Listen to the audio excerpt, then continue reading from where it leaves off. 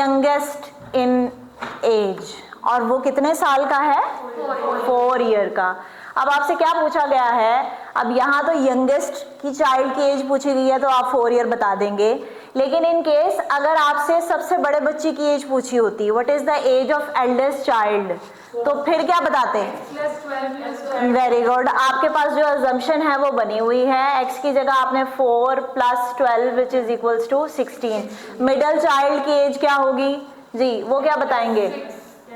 4 + 6 which is equals to 10। So आप देख रहे हैं कि अगर आप यंगेस्ट चाइल्ड की एज की अजम्पशन से स्टार्ट करेंगे, सो किसी भी करेक्टर की एज आपसे पूछ ली जाए आप बता सकते हैं इजीली। जस्ट आपने x की जगह x की वैल्यू पुट करनी है, देन ऐड करना है, आंसर आ जाएगा।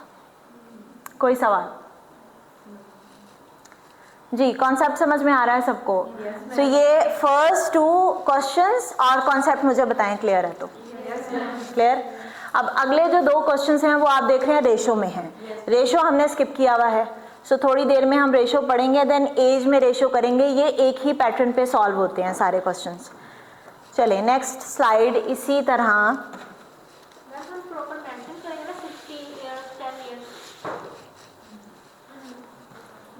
आंसर सोल्यूशन जब देंगे, हाँ जी, आपने आंसर जो है वो मैंने आपको पिछले लेक्चर में बताया था कि आपने सेंटेंस की फॉर्म में आंसर देना है कि the age of youngest child is 4 year या age of the eldest child is 16 year, जो भी आपका आंसर आ रहा है। फाइनल आंसर हमेशा आपने इंग्लिश का सेंटेंस एक लिखना पड़ेगा। ओके, चलें बोर्ड में क्लियर कर रही हूँ क्योंकि अब क्वेश्चन नंबर 1 को ही पढ़े मेरे लिए, शाबाश, ऊंची आवाज में।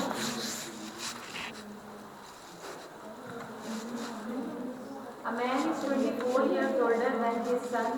In 2 years, his age will be twice the age of his son. The present age of his son is. हाँ जी, सवाल आपसे पूछा जा रहा है, मुझे बताएं करेक्टर्स आइडेंटिफाई करें कौन कौन से हैं? 2 करेक्टर्स हैं, कौन कौन से? फादर एंड सन का रिलेशन आपको गिवन है। ऐसे ही है, a man is 24 year older than his son. In 2 years, the age will be twice the age of his son. Present age of the son is. अब father और son relation है, हम question start कहाँ से करेंगे? किस character की assumption बनाएंगे? क्यों? Obviously वो ज़्यादा एज में छोटा होगा, सो हम assumption स्टार्ट करेंगे सन की करंट एज से। ये याद रखना है, जब भी assumption बनानी है वो करंट या प्रेजेंट एज की होगी, ठीक है? सो लेट द करंट, और आप इसको प्रेजेंट एज भी लिख सकते हैं,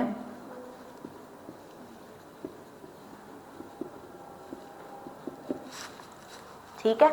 आपने ये कहा कि सन करंटली x ईयर ओल्ड है।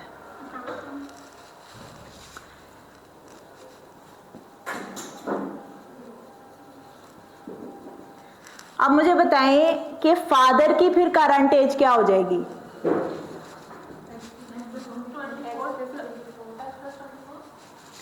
x + 24। कितने लोगों को ये बात समझ में आ गई? नहीं, 24 ईयर ओल्डर। उसने कहा a man is 24 year older than his son. अगर सन की करंट एज आपने x सपोज की हुई है, सो डेफिनेटली फादर की क्या हो जाएगी? 24 ईयर बड़ा होना मींस x + 24। अजम्पशन सबको समझ में आ रही है? सो फादर की एज आपके पास क्या आ गई? x + 24। और ये दोनों एजेस कौन सी हैं? भूलना नहीं है, साइड पे लिख लें कि ये करंट एजेस की आप बात कर रहे हैं, ठीक है? अब आपको कहा जा रहा है इन 2 years। इनका क्या मतलब था? स्टार्ट में आपको बताया था, इनका मतलब है कि आप फ्यूचर में जा रहे हैं, और फ्यूचर में जाने के लिए आपने करना क्या था? एज में ऐड करना था। सो यहाँ पे सिर्फ मैंने इतना जुमला पढ़ा है इन 2 years, और इसको मैं लिखने लगी हूँ, यानी कि 2 साल के बाद। क्या मैं इसको आफ्टर 2 ईयर लिख दूँ ना? यहाँ पे आफ्टर 2 ईयर सन की एज क्या हो जाएगी, ये मुझे बताएं। ट्वाइस हो जाएगी, या आप x में 2 साल ऐड करेंगे? x + 2। मैंने सिर्फ इतना पढ़ा है इन 2 years, और इसको मैं लिखने की कोशिश कर रही हूँ कि सन की एज आफ्टर 2 year क्या हो जाएगी, x+2, और फिर फादर की एज क्या हो जाएगी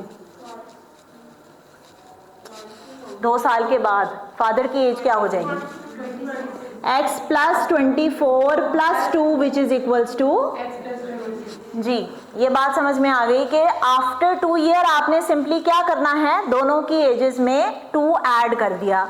सो सन की आफ्टर 2 year एज क्या आ जाएगी x+2, और फादर की क्या हो जाएगी x+26। क्लियर?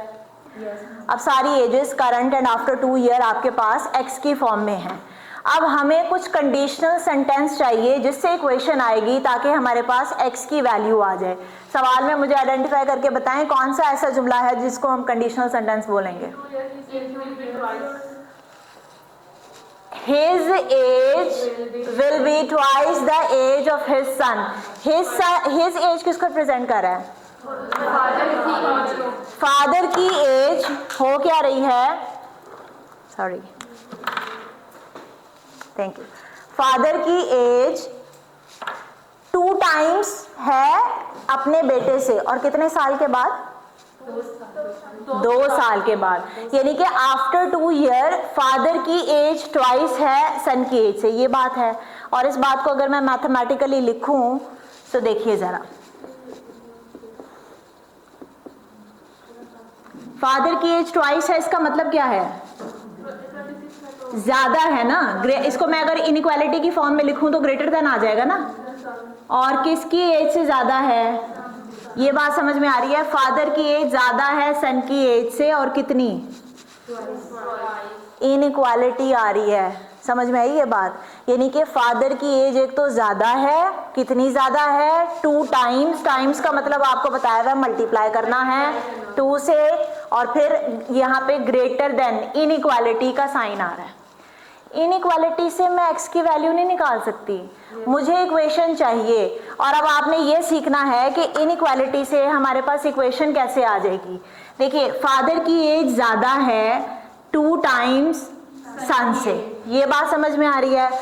और अगर मैंने इनइक्वालिटी को इक्वल के साइन इक्वेशन में चेंज करना है तो इसका मतलब होता है left hand side equals to right hand side. So यहाँ पे ऐसा तो पॉसिबल नहीं है कि सन और फादर की एज बराबर हो जाए, रियलिटी में तो ऐसा पॉसिबल नहीं है। लेकिन इस क्वेश्चन को सॉल्व करने के लिए हम ये अज्यूम करेंगे कि सन की एज क्योंकि कम है फादर से, और कितनी कम है 2 times, तो हम सन की एज को 2 से मल्टीप्लाई कर देंगे और इक्वल रख देंगे फादर की एज के। ये बात समझ में आई? इसको हम कहते हैं, इसको यही क्लियर करें। हमने रेशियो एंड प्रोपोर्शन में भी यही काम करना है, हमने कंपैरिजन टाइप क्वेश्चंस में भी यही काम करना है। इनइक्वालिटी से इक्वेशन बनाना, इनइक्वालिटी थी ना आपके पास, और कंडीशनल सेंटेंस जो है ना वो ज्यादातर आपको इनइक्वालिटीज की फॉर्म में दिए जाते हैं। यानी कि रेशियो एंड प्रोपोर्शन में जो कंडीशन देखेंगे वो भी इनइक्वालिटी की फॉर्म में है। सो वहां से आपने इक्वेशन कैसे बनानी है या इक्वालिटी के साइन में आप कैसे आएंगे, समझ में आ रहा है सबको? क्लियर है? क्योंकि सन की एज कम थी, 2 times कम थी फादर से, सो हमने क्या किया कि सन की एज को 2 से मल्टीप्लाई कर दिया, वो फादर की एज के बराबर हो गई। बस रियलिटी में पॉसिबल नहीं है, लेकिन क्वेश्चन हमने सॉल्व करना है, इसलिए हमने ये कंडीशन बनाई। क्लियर? अब यहाँ पे ये जो कंडीशन थी, यानी कि फादर की एज 2 times ज्यादा है सन से, ये कितने साल के बाद दी गई है आपको? 2 साल। सो यहाँ पे फादर और सन की एजेस कौन सी पुट करेंगे? आफ्टर 2 years वाली। सो फादर की एज आफ्टर 2 year क्या एज है? और सन की क्या एज है? सॉल्व कर लें, आपके पास x की वैल्यू आ जाएगी। शाबाश, जल्दी से सॉल्व करें। वेरिएबल्स को एक तरफ रखें, कांस्टेंट्स को एक तरफ रखें।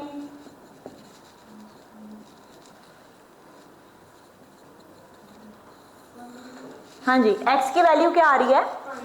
22। और अगर x की वैल्यू 22 आ रही है तो ये किसकी एज आएगी आपके पास?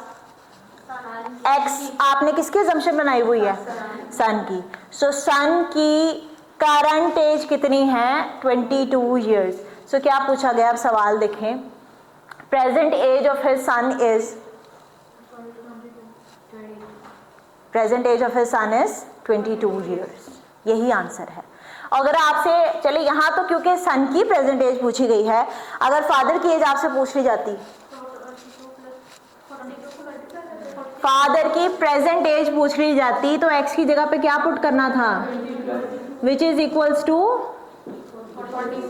46 ईयर्स। मैंने आपसे कहा कि सवाल वो कुछ भी कर सकता है, अजम्पशन आपने सारी बना ली है, एक्स की वैल्यू आपने निकाल ली, फिर आपने एक बार सवाल पे दोबारा से जाना है आपसे पूछा क्या है, और यहाँ पे क्या पूछा हुआ है, सन की प्रेजेंट एज क्या है। सो वो 22 ईयर्स है। मैंने कहा अगर फादर की एज पूछ लेता सो उसकी अजम्पशन आपने क्या बनाई हुई है, एक्स प्लस 24। सो एक्स की जगह पे वैल्यू क्या पुट करेंगे, 22 plus 24 which is equals to 46 year old currently. 26 वाली जो एज है वो 2 साल के बाद है, मैंने प्रेजेंट एज के बारे में बात की है। नीचे देख रहे हैं x प्लस 26 वो आफ्टर 2 ईयर एज है, सो उसमें तो हम तब ऐड करेंगे ना जब आफ्टर 2 ईयर की एजेस पूछेगा। सो आफ्टर 2 ईयर सन की क्या एज हो जाएगी, अभी 22 है, आफ्टर 2 ईयर 24, और फादर की एज क्या हो जाएगी 48। क्या ये ट्वाइस है, क्या हमारी अजम्पशन प्रूव हो रही है? 24 अगर 2 साल के बाद सन की एज है और फादर की अगर 48 है तो डबल नहीं है एज, तो कंडीशन भी आपकी फुलफिल हो गई जी। अब सवाल देखें, सोल्यूशन देखें, कोई पॉइंट नहीं समझ आया तो मुझे बताएं, स्टेप बाय स्टेप सारा सोल्यूशन एक बार देखें फिर नोट डाउन करें, शाबाश। लास्ट से कौन सा पॉइंट, एक्स की वैल्यू 22 आ गई ना। अब यहाँ पे आपसे कहा हुआ है कि सन की प्रेजेंट एज बताइए, सो सन की प्रेजेंट एज आपने अजम्पशन क्या बनाई हुई है, एक्स बनाई हुई है, सो हम ये कह रहे हैं कि वो प्रेजेंटली 22 ईयर्स का है, ये आंसर है बस। मैंने आपको ये बताया कि अगर आपको फादर की प्रेजेंट एज पूछ ली जाती, हाँ जी, तो फिर आप क्या करते कि ये प्रेजेंट एज की अजम्पशन है, x प्लस 24, एक्स की जगह वैल्यू कौन से पुट करते, सो ये निकाल के बता दें। ये आपसे 2 साल के बाद की एजेस पूछ ली जाती, ये तो मतलब मैं बता रही हूँ ना कि क्या क्या ऑप्शंस क्या क्या आ सकते हैं क्वेश्चंस में, क्या क्या पूछा जा सकता है आपसे, लेकिन अभी जो पूछा गया है वो 22 तक है। क्लियर? कोई सवाल? हाँ जी, वहाँ पे आपने क्वेश्चन के अंदर आपने x पहले लगाया होगा, निचला आंसर क्या था, लास्ट में वो आंसर के अंदर x वहाँ पे पहले लगाया, यहाँ पे x आपने बाद में लगाया, इससे कोई मसला तो नहीं है? कौन से सवाल की बात करें? हाँ जी, इससे कोई फर्क नहीं पड़ता। अगेन इज इक्वल टू का मतलब क्या है, left hand side equals to right hand side. मैं माइनस के साइन से बचना चाह रही थी तो मैं x को इधर ले गई, 2x को इधर ले लेते थे तो माइनस 2x हो जाता ना, तो वहां पे माइनस x आता, इधर भी माइनस आता, माइनस माइनस से कैंसिल हो जाता, इससे कोई फर्क नहीं पड़ता। ठीक है जी, क्लियर? मैं रेज करूं बोर्ड?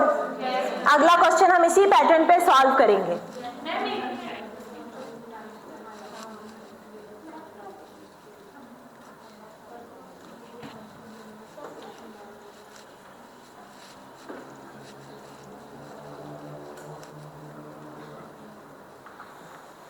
जी, नेक्स्ट क्वेश्चन मैं पढ़ रही हूं, देन आप मुझे बताएंगे इसको हम कैसे सॉल्व करेंगे, स्टेप बाय स्टेप हम चलेंगे। A man's age is 3 times his son. In 15 years it will be double that of his son. So how old will be the son 4 years from now? सवाल में characters कितने हैं, कौन सा relation आपको given है, father and son. Okay, then question हमने start कहाँ से करना है, क्या स्टार्टिंग पॉइंट होगा, हमने सपोज करनी है, अज्यूम करनी है कौन सी एज, क्या करंट एज किसकी, सन की, और वो क्या लेंगे हम, एक्स वेरिएबल। ठीक है, सो लिख लें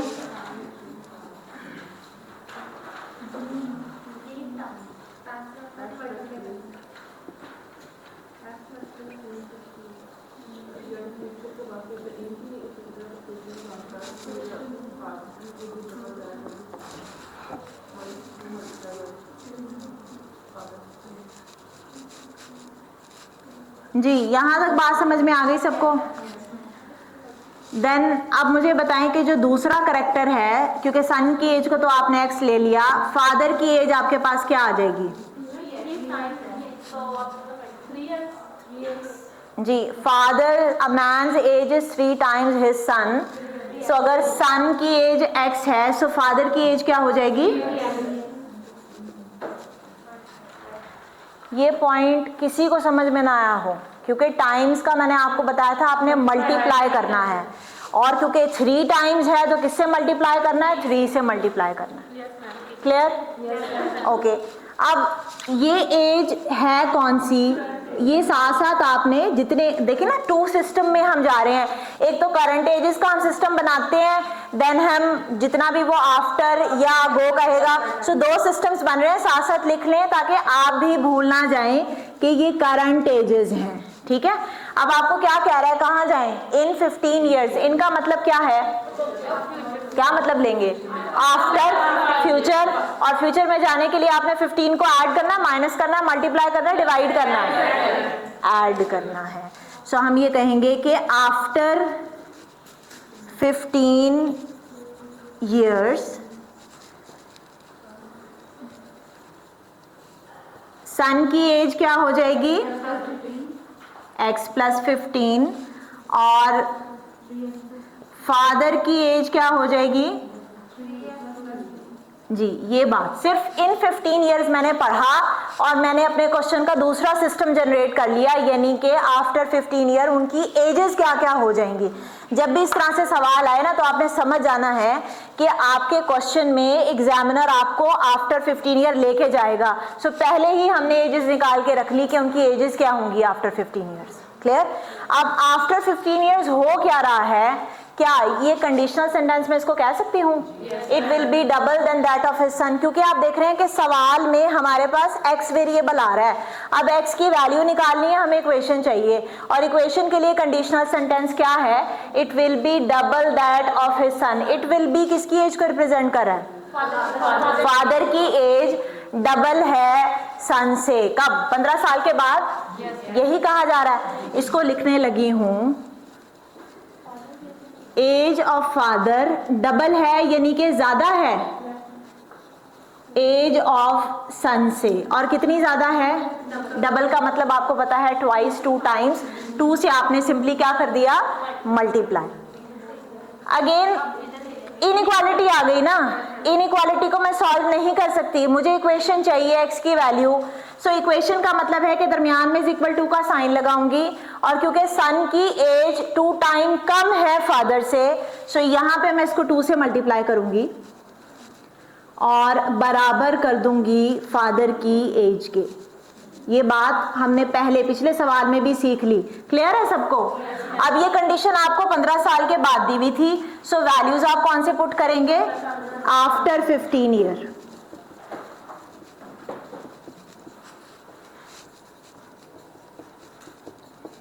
सॉल्व कर लें।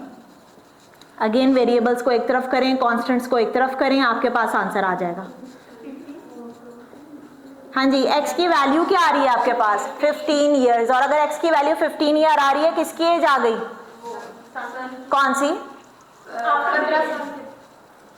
x की वैल्यू अगर 15 आ रही है तो किस? Yes, current age, present age आपके पास आ गई, और वो सन की है कितनी? 15 ईयर्स। अब हम सवाल देखेंगे, हमसे पूछा उसने क्या है, how old will be the son 4 years from now। Now का मतलब क्या होगा? Present age. आज से 4 साल के बाद। तो आज की एज कितनी है? तो 4 साल के बाद एज कितनी हो जाएगी? 19। देखिए सवाल वो कुछ भी पूछ ले, आप उसको कैलकुलेट कर लेंगे, जस्ट एक्स की वैल्यू आपने निकालनी है। सो आफ्टर 4 year एज क्या हो जाएगी? 15 + 4 which is equals to 19 years।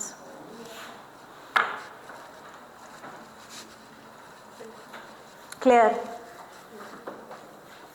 पहले 2 क्वेश्चंस, कोई बात ना समझ आ रही हो?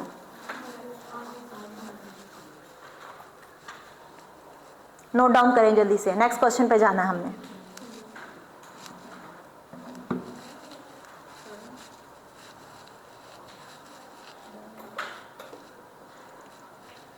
ठीक हो गया, आगे चले हम। चलें, अगला सवाल कौन पढ़ेगा? कोई एक स्टूडेंट पढ़े ऊंची आवाज में, मैं बोर्ड क्लियर करने लगी हूँ। ओके, हाँ जी, नेक्स्ट क्वेश्चन पढ़ें, शाबाश पढ़ें।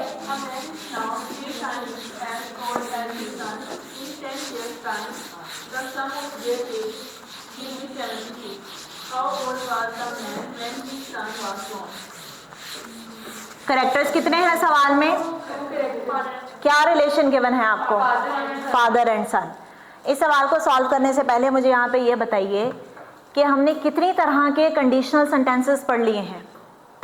कंडीशनल सेंटेंसेस जिनसे हमारे पास इक्वेशन आती है, एक्स की वैल्यू हम निकाल सकते हैं, कितनी तरह के पढ़ लिए अभी तक? पिछली स्लाइड पे क्वेश्चन सॉल्व किए थे, इस स्लाइड पे 2 तरह के। कौन कौन से थे? एक तो कंडीशनल सेंटेंस ऐसे हैं जिसको हम लिखते हैं तो इनइक्वालिटी आती है हमारे पास, अभी हम वो सॉल्व कर रहे थे। देन दूसरी टाइप कौन सी थी?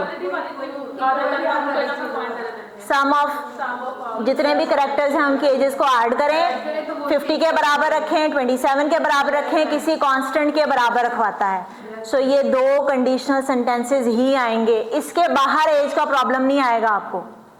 यही 2 कंडीशंस हैं, ठीक है। चलें, अब ये देखें सवाल। अब आपने कहा कि फादर एंड सन आपको रिलेशन गिवन है, सो स्टार्ट कहाँ से करूं? क्या स्टार्टिंग पॉइंट होगा?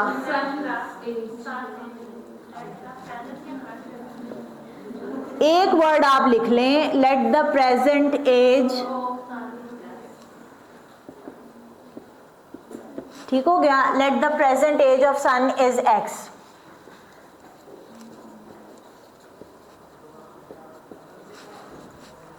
देन दूसरा करेक्टर, फादर की एज क्या हो जाएगी?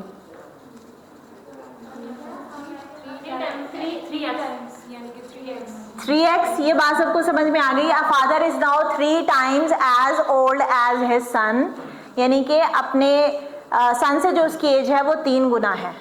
और टाइम्स का मतलब मल्टीप्लाई, और किससे? 3 से मल्टीप्लाई करेंगे। ये आपके पास जो एजेस का सिस्टम आया है, ये कौन सी एजेस हैं? प्रेजेंट या करंट एजेस। अच्छा, अब देखें आपको कहाँ लेके जा रहा है सवाल में? इन 10 years टाइम। इन का मतलब आपने फ्यूचर में जाना है, आफ्टर 10 years। सो क्योंकि आपने आफ्टर 10 years जाना है, आपको उनकी एज की जरूरत पड़ेगी, वो पहले ही कैलकुलेट करके लिख लें, ठीक है। सो दूसरा जो सिस्टम बनेगा वो आपके पास बनेगा आफ्टर 10 years वाला। जी, क्या ऐड कर दूं करंट एजेस में?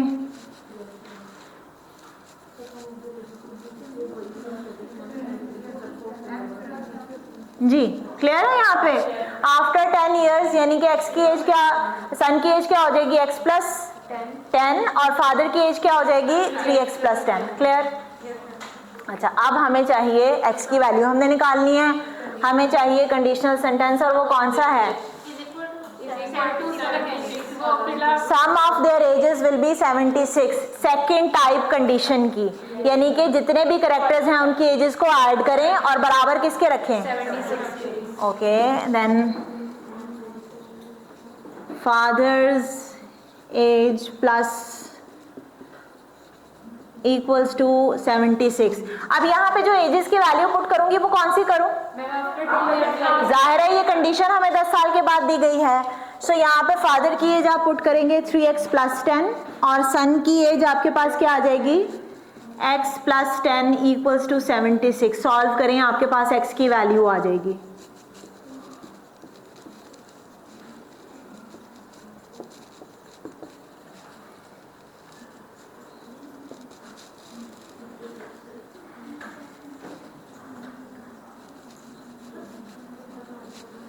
हाँ जी, डिवाइड हो जाएगा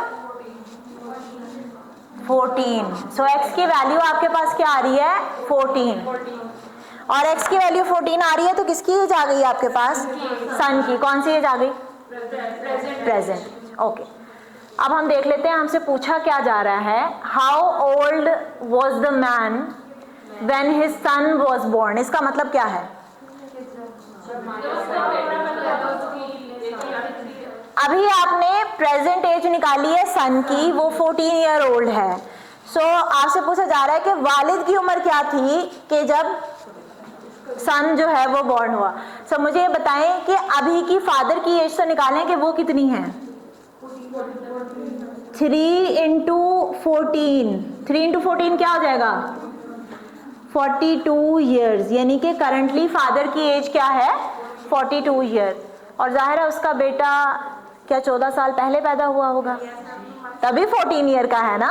सो 42 में से क्या करेंगे 14 माइनस कर दें। वालिद की उम्र क्या थी जब उसका बेटा पैदा हुआ 28 ईयर्स। ठीक है, सो आपने करना क्या है, फादर की करंट एज निकाली जो आपके पास 42 ईयर्स आ रही है, सन 14 ईयर का है, ऑब्वियसली वो 14 ईयर्स पहले पैदा हुआ होगा। सो आपने करना क्या है कि आप माइनस कर देंगे 14 ईयर्स, 28 आंसर आ जाएगा। ठीक है, यानी कि वालिद की उम्र थी 28 ईयर्स जब सन बॉर्न हुआ। क्लियर? कोई सवाल?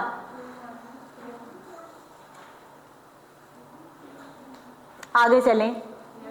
दोनों कंडीशंस पे हमने तकरीबन 4 से 5 क्वेश्चंस की प्रैक्टिस कर ली है और मैंने आपको कहा कि एज प्रॉब्लम्स में कंडीशन इसके अलावा नहीं आएंगी, यही 2 कंडीशन हैं। तीसरी कंडीशन रेशो में हम पढ़ेंगे, वो आप जब रेशो देखेंगे फिर आपको समझ में आ जाएगा।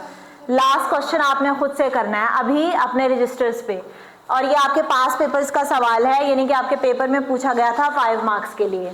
देखिए, सारा's mother is 6 times older than Sarah, whereas her brother Ali is twice as old as Sarah. In 3 years' time, the sum of their ages will be 72. How old are Sarah, Ali and their mother now? Character कितने हैं सवाल में?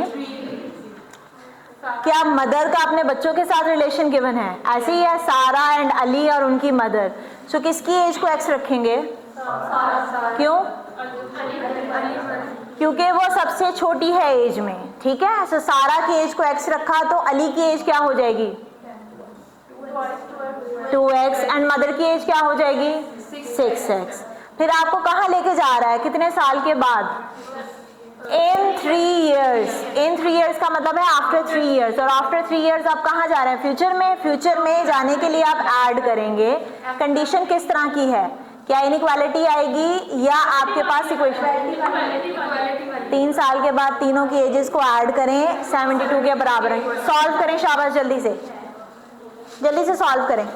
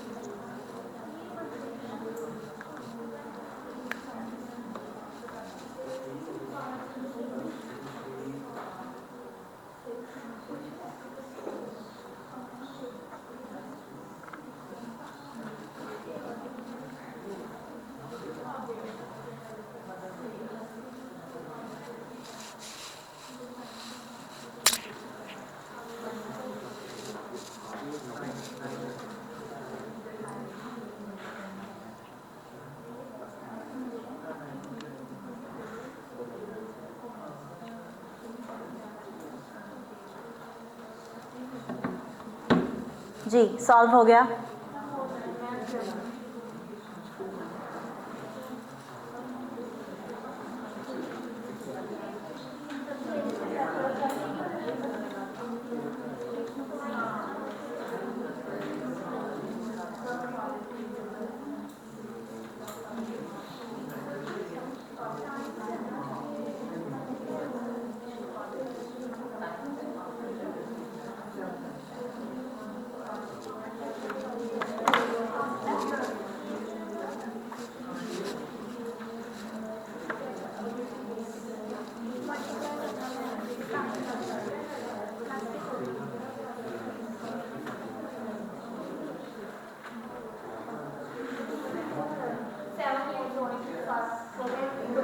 X की value क्या आ रही है 7, x की value 7 आ रही है। सो आपसे पूछा क्या गया है, हाउ ओल्ड आर सारा, Ali and there mother now, यानी कि उनकी प्रेजेंट एजेस आपने कैलकुलेट करके बतानी है। सो सारा तो 7 ईयर की हो गई, अली की क्या एज हो जाएगी, एंड उनकी मदर की, वेरी गुड, 7, 14 एंड 42। क्लियर, समझ में आ गए, मुश्किल तो नहीं लग रहे अब। क्या मैं बोर्ड पे करूं या हो गया सॉल्व सबसे हो गया। चल, सो मैंने आपको बताया कि जब हमने स्टार्ट किया था टॉपिक, सो इसमें हमने पॉइंट नंबर 4 जो है वो स्किप कर दिया था, यानी कि अगर रेशो में एज पूछ ली जाए। सो अब हम जाने लगे हैं, रेशो पढ़ेंगे पहले उसका बेसिक कॉन्सेप्ट्स एंड कुछ क्वेश्चन सॉल्व करेंगे, देन वापस हम एज प्रॉब्लम्स पे आएंगे। जी क्लियर है, रेशो पढ़ने लगे हैं।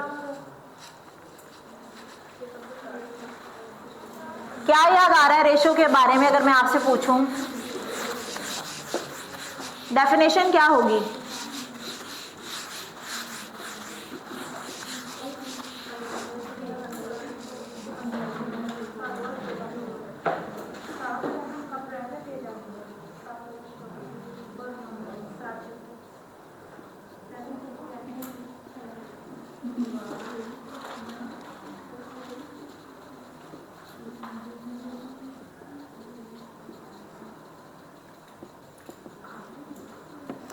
जी, रेशो की डेफिनेशन आपके सामने मैंने लिखी है बोर्ड पे। रेशो आपने पढ़े हुए हैं छोटी क्लासेस में। सो यहाँ पे रेशो की डेफिनेशन क्या है? Ratio is the comparison between two similar physical quantities.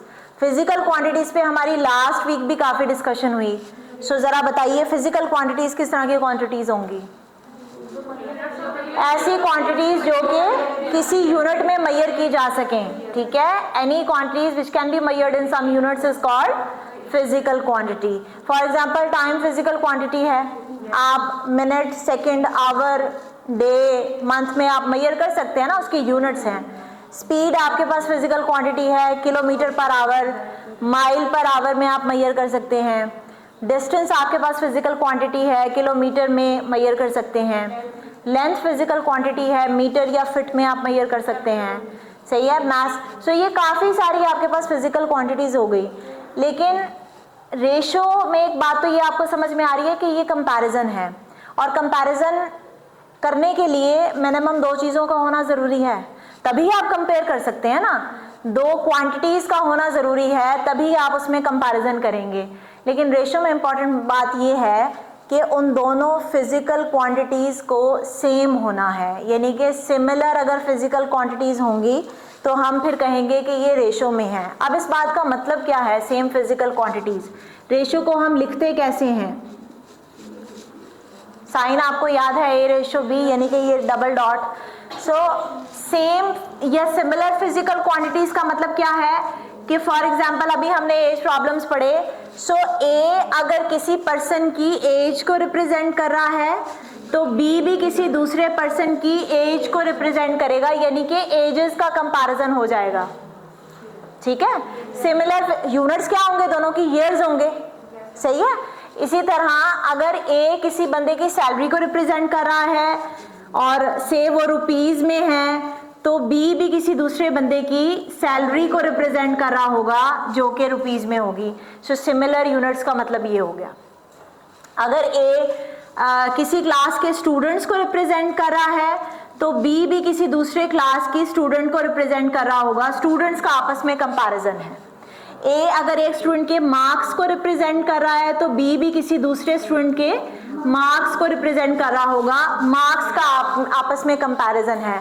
So similar physical quantities का ये मतलब होता है कि दोनों क्वांटिटीज के यूनिट सेम होंगे। अब यूनिट सेम होंगे तो आपको पता है कि कोई भी रेशो हो, फॉर एग्जांपल यहाँ पे ए रेशो बी लिखी, तो ए रेशो बी को मैं क्या फ्रैक्शन की फॉर्म में लिख सकती हूँ? किसी भी रेशो को फ्रैक्शन की फॉर्म में लिखा जा सकता है। ए रेशो बी को फ्रैक्शन की फॉर्म में कैसे लिखूंगी? ए बाय बी, ठीक है। या अगर हमारे पास फॉर एग्जांपल एक और रेशो है 3:4, इसको फ्रैक्शन की फॉर्म में क्या लिखेंगे 3/4, या C:D हो तो आपके पास क्या आ जाएगा फ्रैक्शन की फॉर्म में C/D। अब क्योंकि फ्रैक्शन में ऊपर नीचे यूनिट सेम होते हैं सो वो कैंसिल आउट हो जाते हैं, इसीलिए ratio appears as a unit less quantity. Otherwise हाँ जी, अदरवाइज रेशो तो कंपैरिजन है ना फिजिकल क्वांटिटीज का, तो यूनिट लेस कैसे हो गया, वो क्योंकि फ्रैक्शन में आके ऊपर नीचे यूनिट कैंसिल आउट हो जाते हैं, सेम है ना, सो कैंसिल आउट हो गए, so it appears as a unit less quantity. ये है नहीं यूनिट लेस क्वांटिटी, क्लियर है, ये बात समझ में आ रही है। सो यहाँ से ये भी याद रखना है कि कोई भी रेशो हो आप उसको फ्रैक्शन की फॉर्म में लिख सकते हैं। फ्रैक्शन के अगर मैं आपसे पूछूं कि ऊपर वाली टर्म क्या कहलाती है न्यूमरेटर, नीचे वाली टर्म क्या कहलाती है डिनोमिनेटर, और रेशो का भी आपने नोमेनक्लेचर याद रखना है क्योंकि आपके एमपीटी में ऑब्जेक्टिव में पूछा जा सकता है। अब अगर यहाँ पे A:B मैं लिख रही हूँ, सो A यानी कि जो फर्स्ट टर्म है वो क्या कहलाती है एंटीसीडेंट, और B जो है वो क्या कहलाती है, यानी कि जब रेशो को आप फ्रैक्शन में चेंज करेंगे सो एंटीसीडेंट न्यूमरेटर जाके बन जाता है और कॉन्सिक्वेंट डिनोमिनेटर जाके बन जाता है। क्लियर, कोई बात यहाँ तक ना समझ में आई हो, डेफिनेशन इसकी याद रखनी है, इंपॉर्टेंट है, ठीक है। अब मैंने आपको बताया कि दो सिमिलर फिजिकल क्वांटिटीज का कंपैरिजन कर रहे हैं तो आप रेशो की फॉर्म में लिखेंगे, लेकिन दो रेशोज का कंपैरिजन प्रोपोर्शन कहलाता है। दो रेशोज का कंपैरिजन क्या कहलाता है, प्रोपोर्शन। अब अगर फॉर एग्जांपल आपके पास एक रेशो है A:B, एक दूसरी रेशो है C:D, इनको आपस में कंपेयर कर रहे हैं, सो दरमियान में हम 4 डॉट्स लगाएंगे और इसका मतलब क्या है कि हमने प्रोपोर्शन में इनको सेट किया है, ठीक है। अब प्रोपोर्शन में ये जो बाहर वाली दो टर्म्स हैं यानी कि A एंड D, ये कहलाती हैं एक्सट्रीम टर्म्स, या एक्सट्रीम्स आप इनको कह सकते हैं। B एंड C जो हैं वो कहलाती हैं मीन्स। इंटरनल टर्म्स याद रखने के लिए या आप इनको मीन टर्म्स कह सकते हैं, सही है।